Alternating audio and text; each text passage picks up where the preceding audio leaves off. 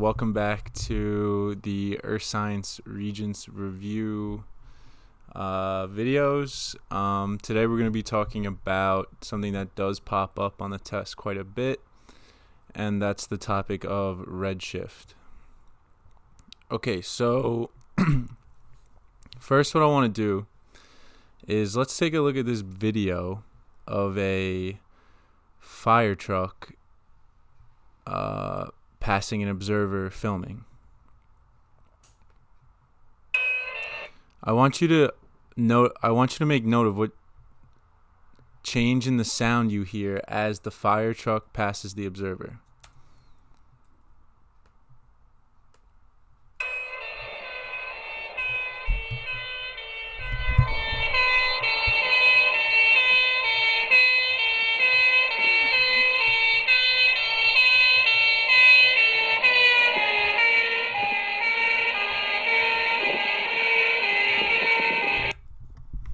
Okay.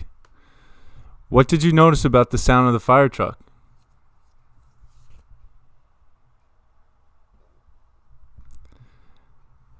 If you said it changed as it passed the observer, it sounded different, then you got it correct. Yeah, there is a change going on. So what is causing that change? What do we think it is?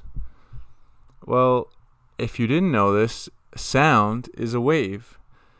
And sound leaving the fire truck siren is coming to the observer, as shown in this image, except it's an ambulance, not a fire truck.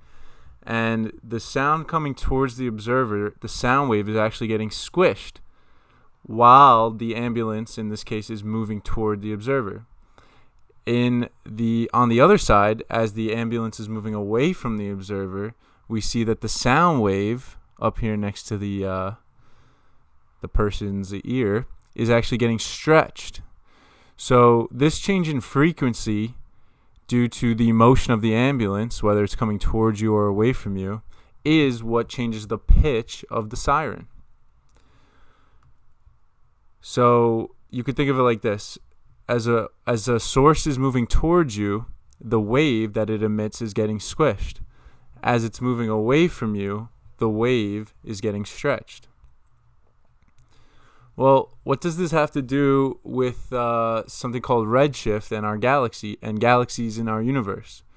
Well, when we look up in space, we actually observe certain galaxies to have like a reddish hue, like they're slightly a red color.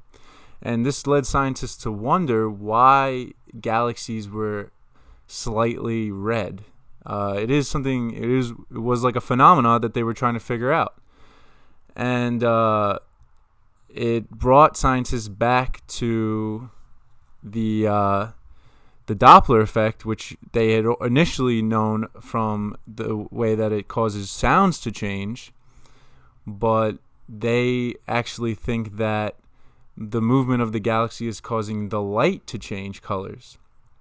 So let's take a look at something called the electromagnetic spectrum, which is on page 15 of your reference tables.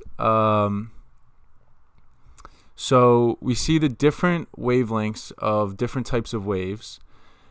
Here we can see the smaller waves on the left, gamma rays, X-rays, and ultraviolet rays, and longer waves on the right, infrared, microwaves, and radio waves. Now, right in between on this diagram is the visible light spectrum.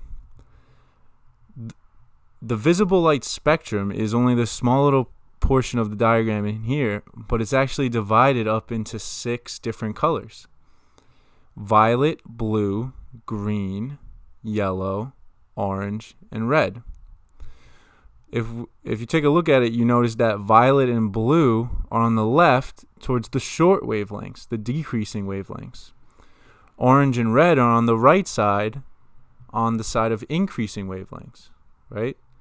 So what color has the longest wavelength? Take a guess. If you guess red, then you are correct. Red has the longest wavelength of any color on the visible light spectrum. So why is the visible light spectrum causing galaxies to appear red to the observers from Earth, causing scientists to wonder? Well, scientists think that if they're moving away from us, the galaxies, the light that comes from them is actually getting stretched slightly, and since it's getting stretched, the wavelength is getting longer, and obviously red has the longest wavelength, so it causes the galaxies to appear red, even though in actuality the light that they emit is not red. Now, if a galaxy in this case was moving towards you, then the wavelength would be getting shorter, the light wavelength, and violet and blue are on the shorter side of the visible light spectrum in terms of wavelength, so we would appear a galaxy moving toward us as blue. But scientists, most galaxies they observed in the universe were red, and that caused them to wonder what was going on. Why are a lot of galaxies moving away from us? And that led scientists to come up with a term that you might be familiar with, called the Big Bang Theory. The Big Bang Theory states that the universe started from one little spot, one little particle, and it exploded and it's expanded into what it is today, and it's still expanding. If you know the show The Big Bang Theory, you know how the theme song goes. It goes, the universe started from a hot, dense state, I think. So it started from a small, hot particle, and it expanded into what it is today, right? So, and what's important is that the universe is still expanding. So if it's still expanding, that means that all the galaxies are actually moving outward from the center. So let's just use this as a practice example, right? So let's say that the Milky Way galaxy where we live, this is just an arbitrary spot, but let's say the Milky Way galaxy where we live is right here. And we have a galaxy here in the area of 1 and another galaxy here in the area of 2. Now, if 1 is moving towards us and 2 is moving away from us, I would like you to try and tell me, what color would we observe galaxy 1 and what color would we observe galaxy 2 to be? Take a minute and come up with an answer for that.